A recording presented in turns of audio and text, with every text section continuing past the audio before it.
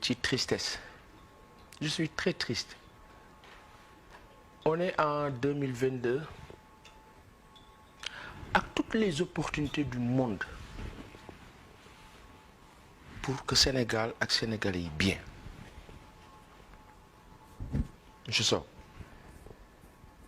Monsieur Sow, je vais m'adresser à vous.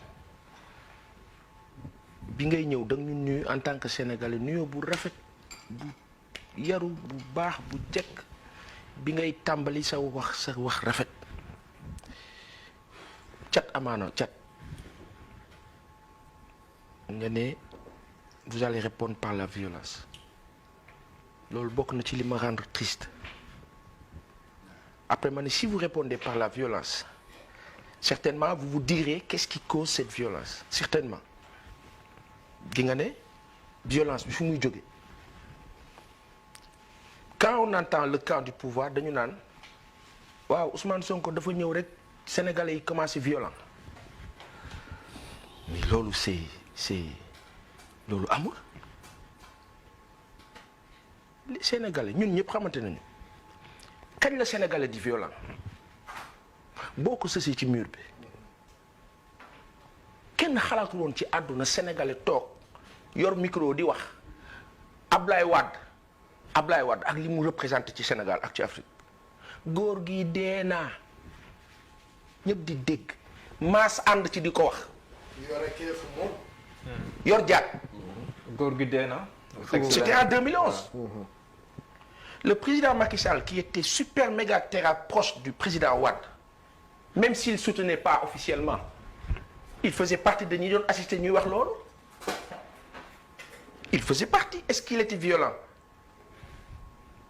Il n'était pas violent ñi ñu àndaloon l'opposition de 2011 ñun ñi ñu bokkoon ci ñi doon xataraayu di ni ñu taxawee woon keroog bërki démb place de la nation noonu lañu taxawee woon ci jamono boobu le même spectre les mêmes circonstances la même chose et en pire vécu en 2022 donc il faut se poser des questions de rationalité pour ne fan la violence bi di jóge violence bi mu ngi jóge ci lu injuste c'est le mot injuste waxuma sax injustice mais injuste ça c'est injuste lan moo injuste maintenant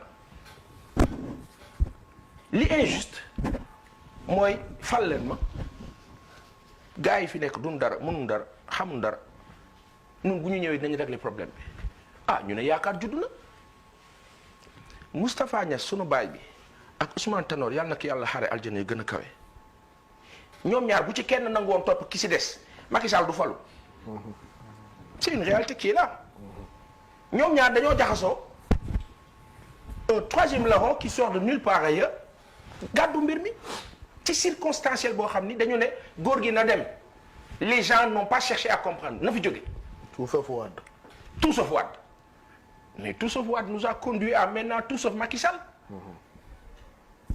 reste à savoir maintenant après le tout sauf Macky Sall qui ci biir kii bi nag dans le camp du pouvoir eux ils disent tout sauf Sonko même s'ils ne le disent pas officiellement on l'entend on le sent dans leur comportement. parce que Sonko da nga ko considéré comme une menace.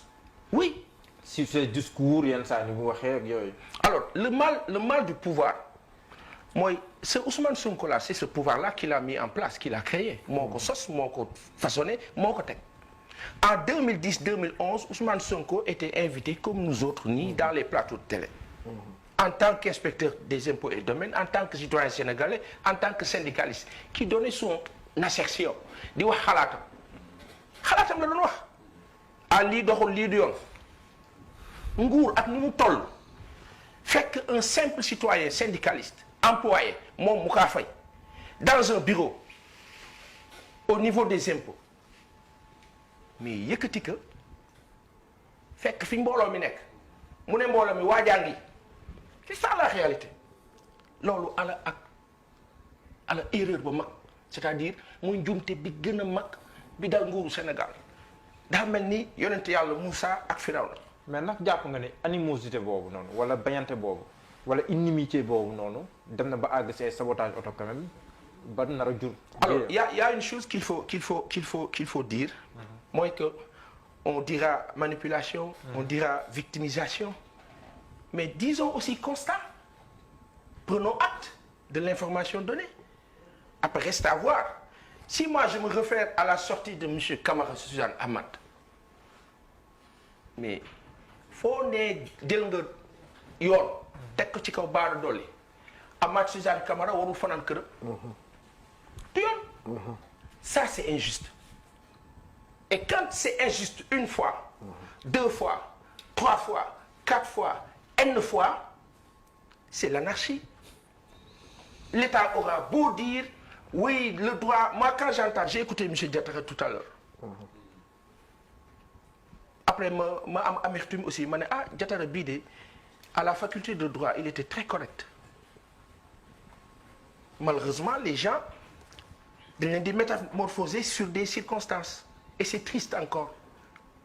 Combien de fois on a entendu et vu ñi nekk ci nguur gi di am benn comportement ki doon wax jaasi ji Aliou Dembourou Sow on a entendu lan moo gën a violent loolu ci attitude benn arrogance bi gaa ñi àndal même sur les plateaux de télévision c'est de visu. D'accord. Donc dama bëgg a wax rek ci gàttal ne Sénégalais yi jamono bi du question ne dañuy jóg ne woy Ousmane Sonko moo ñu intéressé xam nga lu Sénégalais yi soxla les Sénégalais veulent seen dund amélioré wu léegi képp koo xam ne ngay wax si loolu yow yaa leen intéressé et il s'est passé quoi de 2012 à 2016 mais Sonko nag gën nañ ko dégg mu wax si comme dundu Sénégalais yi de manière appuyée. Grand moom ay wax Yewwi Askan Wi rek Benno la ñuy wax grand bala nga naan naam ne fa ci li teew ngay wax li teew mooy lan le discours de M. Sonko pour être cohérent depuis le début toutes les dénonciations qu'il a eu à faire tout comme les autres leaders d'ailleurs mais il a été l'un des plus pointus c'est-à-dire quand je dis l'un des plus pointus mooy tout ce qu'il aura dit au Sénégal que mu nekk sur le terre que mu nekk sur les chantiers que mu nekk sur plein de choses jusqu'à faire un livre tout a été vérifié et vécu. D'accord dinaa ñëwaat parce que au-delà de idée bi dafay incomplet. finalement dafa mel ni yaa ëpp ñeneen temps. non oui mais idée bi day incomplet. je veux juste dire que ngeen baal ma. fi Sénégal toll nguuru Sénégal de 2012 à 2016 ba ci référendum bi Sénégal yëpp dañ ne Macky Sall de lu ko neex def kenn du wax. et la presse en partie a été complice. Il a fallu ñu génn référendum 2016 pour que M. Sonko émerge parce que Macky Sall ak ñi ñu àndal ñoo ko dàq frustré révolté mu génne les choses il est devenu leader.